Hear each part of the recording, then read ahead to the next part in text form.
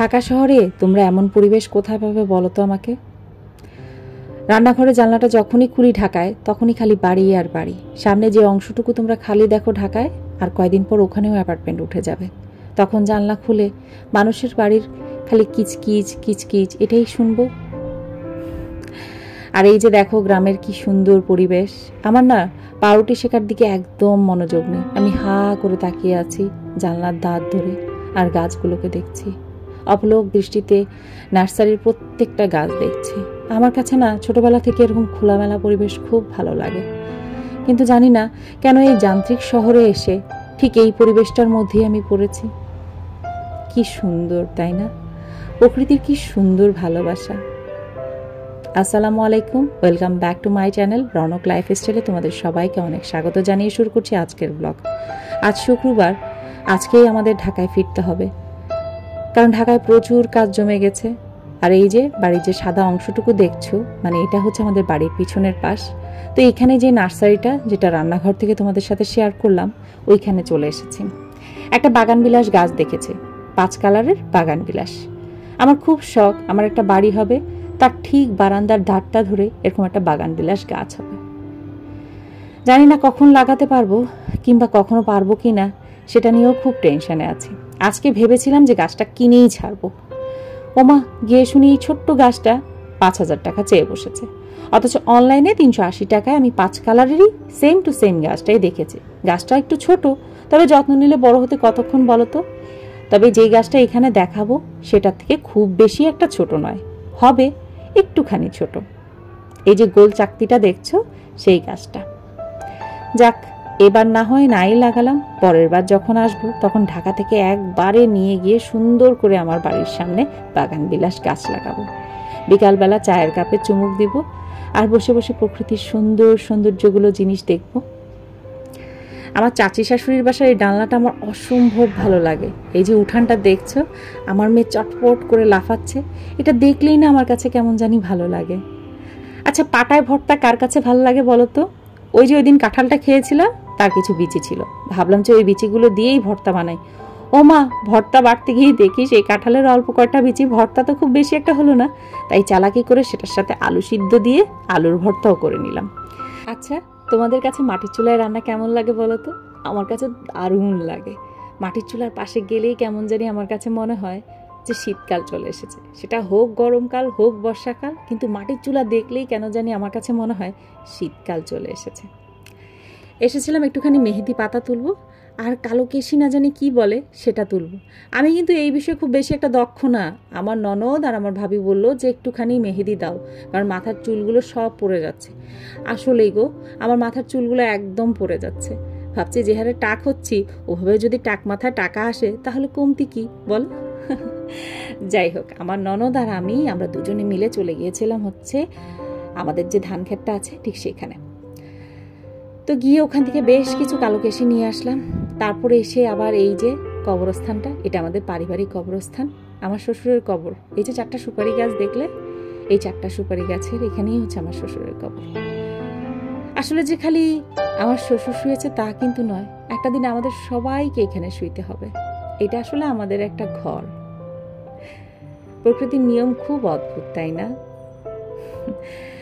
তোমাদের সাথে পান গাছ শেয়ার করছি। দেখেছো কখনো কোনোদিন পান গাছ? আমাদের নরসিংদীতে কিন্তু সব হয়, পান গাছ থেকে শুরু করে সব, কারণ নরসিংদীর মাটি খুব উর্বর। তো এইবার আসার সময় পান গাছ নিয়ে এসেছি, ভাবলাম মার ছাদে পান গাছ রুখবো। তালি না তো, এটা ইয়া তোহা। তাহলে কি করছিস তো লাগে? দুষ্টু মেয়ে, যাবা তোর সাথে? যাবা তোর সাথে? তুমি এখানে খেলো না মা, আসো বাগান দেখাই নিয়ে তোমার। চলো চলো। সুন্দর লাল গোলাপ, তাই না? গাছের গোলাপ। ওই যে পিচি মেয়েটাকে দেখেছো, ও নিয়ে এসেছে, ওর নাম হচ্ছে তোহা।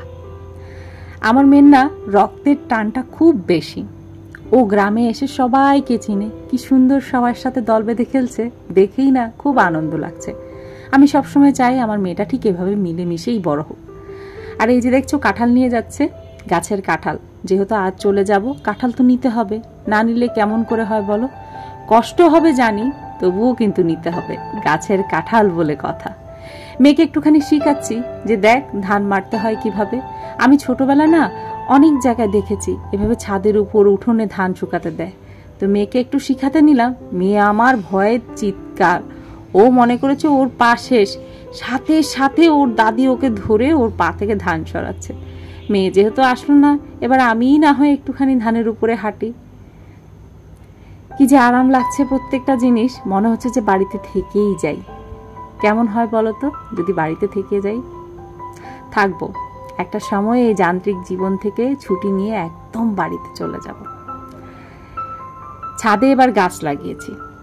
অবশ্য ছাদে এই গাছগুলো রাখবো না, ছাদ থেকে নিচে নিব। তো তোমাদের সাথে শেয়ার করছি আমার ছোট্ট ড্রাগন গাছ। আসসালামু আলাইকুম সবাইকে, কেমন আছেন সবাই? আশা করি সবাই অনেক ভালো আছেন। Welcome back to my channel. প্রতিবারের মতন যাওয়ার আগে ছাদ থেকে ব্লগটা শেষ করি। এবারে তার কোনো ব্যতিক্রম নাই, একটু পরেই বের হয়ে যাব, তাই ছাদ থেকেই ব্লগটা শেষ করতেছি। 2 দিনের জন্য আসছি, তাই প্রচুর কাজ ছিল যে ওগুলো গোছাতে আর সামনাসামনি কথা হয় নাই। তো এই তো এখন বের হয়ে যাব, আপনাদের সাথে অবশ্যই শেয়ার করব সব কিছু, কোথায় যাচ্ছি কি। এখন এখান থেকে এক চাচা শ্বশুরের বাসায় যাব। তো ঠিক আছে, চলেন, বেশি কথা না বলি, দেরি হয়ে যাচ্ছে অনেক আজকে। যাওয়ার সময় আমি ছাদের থেকে কথা বলি, আবার এসে আপনাদের সাথে ছাদে ইন্ট্রোটা দেই। তো এবার হচ্ছে আর ওরকমভাবে দিতে পারি নাই, কারণ অনেক কাজ ছিল তো, আর এবার প্রচুর প্রেশারও ছিল একটুখানি, সময় যেহেতু কম সেজন্য। তো যাক, এখন যাচ্ছি। তো যাওয়ার আগে এবার খুব বেশ কয়েকটা ভালো ভালো কাজ করছি। একটা হচ্ছে আমি লটকন গাছ লাগাইছি, 2টা লটকন গাছ লাগাইছি এবার। আর এই যে হচ্ছে ড্রাগন ফল যে গাছটা সেটা লাগাইছি, কারণ ছাদ যেহেতু আছে ড্রাগন ফলের ওরকম যত্ন নিতে হয় না। 28 দিন কিংবা ধরো 15 দিন পর পর পানি দিতে হয়। সেটা ধরো আমার দেবর আসলে দিল, কিংবা আমরা যেই আসি না কেন কেউ না কেউ একজন এসে দিতে পারবো। তো সেই জন্য তো এই জন্য ভাবলাম যে 2টা ড্রাগন গাছ লাগাই। এই যে একটা এখানে লাগাইছি, আর একটা লাগাইছি হচ্ছে এই যে এখানে। তো এখন বের হয়ে যাচ্ছে আর কি, আমার চাচা শ্বশুরের বাসা যাবো, ওনার বাসা দাওয়াত আছে। আসলে যেতে চাই না, কিন্তু তারপরও যেতে হচ্ছে, কারণ বলছে তো না গেলে খুব খারাপ দেখায়। এত কাজ সব কিছু তাড়াহুড়ার মধ্যে শেষ করছে। আমি চাইছিলাম একটু সন্ধ্যা করে এখান থেকে বের হবো, মানে এই জায়গাটা ছেড়ে যেতে আসলে খুব খারাপ লাগে। যত কিছু হোক এখান থেকে যাইতে খুব খারাপ লাগে আর কি। তো যাক, ঘরটার সব কিছু গোছানো হয়ে গেছে, কাপড় চোপড় যেগুলো ছিল সব ভাঁজ করছি, যেগুলো ধোয়ার ছিল ওগুলো ধুইছি, আর যেগুলো ঠিক করো প্রত্যেকবার যাওয়ার সময় যেগুলো ঠিক করি সেগুলো ঠিক করে গেছি। তো এটা হচ্ছে আমার গ্রামের ছাদ, আমাদের গ্রামের ছাদ। আমার বলি বারবার, বলাটা আসলে দোষের না, কিন্তু অনেকে আবার এখান থেকে দোষটা ধরবে, তাই বলি। তো যাই হোক, এটা হচ্ছে আমাদের ছাদ। আর একটা বিয়ের গাড়ি যাচ্ছে, আজকে শুক্রবার তো বাড়িতে বিয়ে আছে। তো যাই হোক, এই যে এগুলো সব কিছু ওর বাবা একটু আগে ঝাড়লো, পুরো ঝেড়ে পরিষ্কার করছে। বিশেষ করে এই যে এখানে অনেক পাতা পড়ছে, ঝড়ের সময় পাতা ঢাল ভেঙে, গাছের ঢাল ভেঙে গেছে। মেনলি এই কারণে আসা হয়েছে। আর ও চাচার যে রুমটা, ও বারান্দাটার মধ্যে পানি যাওয়ার কোনো ব্যবস্থা করে নাই।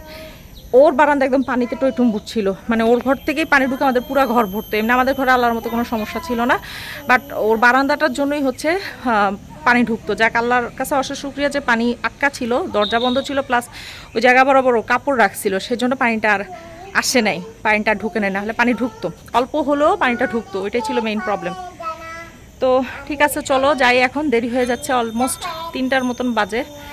আর এখন হচ্ছে সবাই নামাজ টামাজ পড়ছে, আজকে যেহেতু শুক্রবার, আজকে নামাজ ছিল আমাদের। এখন নামাজ পড়ার পর ওরা চলে গেছে, আমরা এখন বের হব, ঘর বন্ধ করে তারপর আমরা বের হচ্ছি। তো ঠিক আছে, দেখতে থাকো আমার ব্লগ, আশা করি তোমাদের কাছে ভালো লাগবে। যেভাবে মানে একটা সমস্যা সেটা হইতেছে যে আমি সামনাসামনি কথা বলতে পারি নাই, কথা বললে অনেক ভালো লাগতো, বাট তারপরও তোমাদের সাথে একটু গ্রামটা শেয়ার করতেছি। গ্রাম বলে ভুল হবে, এখানে সব কিছুই আছে। গ্রাম বললে একদম ভুল হবে, ঢাকা থেকে 1-1.5 ঘন্টার মতন লাগে আমার এখানে আসতে। তো গ্রাম বললে একদমই ভুল হবে এটা। আর এই যে দেখো জাম্বুরা, এই যে জাম্বুরা। প্রতিবারে আমার বাড়ির ব্লগগুলো খুব সুন্দর হয়, আর মানে খুব ভালো লাগে দেখতে। তো ঠিক আছে, নরসিংদী থেকে, মানে আমার এই বাসা থেকে তোমাদের সবাইকে আল্লাহ হাফেজ। আবার আসলে আবার ভিডিও হবে, আবার দেখা হবে। তো চলো আমার সাথে, আমি ওইখানে গিয়ে এরকম ভিডিও করতে পারবো কিনা জানি না, আর টুকটাক তোমাদের সাথে শেয়ার করব। তো চলো তোমরা সবাই। যেতে ইচ্ছে না করলেও না, অনেক সময় ইচ্ছার বিরুদ্ধে যেতে হয়, কিছু করার থাকে না। একটা সময় তো এই দুনিয়া ছেড়েই আমরা চলে যাব, তখন কি আর কোনো শখ মায়া সব কিছু কি থাকবে বলো? থাকে না। তো সমস্ত শখ আল্লাহ সব কিছু নিয়েই মনে হয় প্রত্যেকবার যাওয়ার সময় আমার মনটা খুব খারাপ হয়ে যায়। এই যে ফাহাদের বাসার সামনে একটা লটকন গাছ লাগিয়েছি, আরেকটা লটকন গাছ আমার বাসার সামনে লাগিয়েছি। চারাগুলো বড় হলে হয়তো পারে অন্য জায়গায় নেব, আর না হয় এখানেই রেখে দিব। আর এই যে 1 বস্তা কাঁঠাল নিয়েছি, আর টোটো ডাকা হচ্ছে, ওর বাবা টোটো ডেকেছে অলরেডি। আমরা এখনই বের হয়ে পড়বো, আমি ছাদ থেকে নামলেই গেটটা লাগাবে। আজরান না দেওয়ালটা ধরে দাঁড়িয়ে আছে, ওর খুব কষ্ট হচ্ছে। এখান থেকে যাওয়ার সময় বলছে মা আমি যাব না। আর যাওয়ার আগ মুহূর্তে ও খাটে গিয়েও শুয়ে শুয়ে বারবার বলছে আমি যাব না, আমি এই খাট ছাড়া কোথাও ঘুমাবো না, আমি এই খাটেই ঘুমাবো। তো এইটুকুন একটা বাচ্চা মেয়ে, ওকে কি বলবো। তো যাক, ওদের বাসায় গিয়েছি, ওদের বাসায় দাওয়াত টাওয়াত সব কিছু কমপ্লিট করে অলরেডি আমরা জার্নি স্টার্ট করে দিয়েছি। এখন আমরা অলমোস্ট ঢাকায় ঢুকছি। কাঁচপুর ব্রিজের উপর থেকে হচ্ছে আমি এই ভিডিওটা করতেছি। প্রকৃতির কাছে এবং পরিবেশের কাছে আমরা অনেক সময় বাধা। আরও 2টা দিন থাকতে পারলে হয়তো পারে ভালো হতো, কিন্তু পারছি না। বাসায় আসার পর যে কাণ্ড হয়েছে, আরও 2টা দিন যদি আমি থাকতাম বাড়িতে, তাহলে মনে হয় আমার ঘর থেকে মানে এত বাজে স্মেল ছড়াতো যে স্মেল শুনে মানুষ অজ্ঞান হয়ে যেত। বাসায় এসে দেখি বড় ফ্রিজটা তো যাওয়ার আগের দিনই নষ্ট হয়ে গেছে, পুরোপুরি বন্ধ ছিল। ছোট ফ্রিজটা থেকে সমানে পানি বের হচ্ছে, ডিপটা থেকে পানি বের হচ্ছে। তো কি আর করবো বলো, কি আর করার আছে।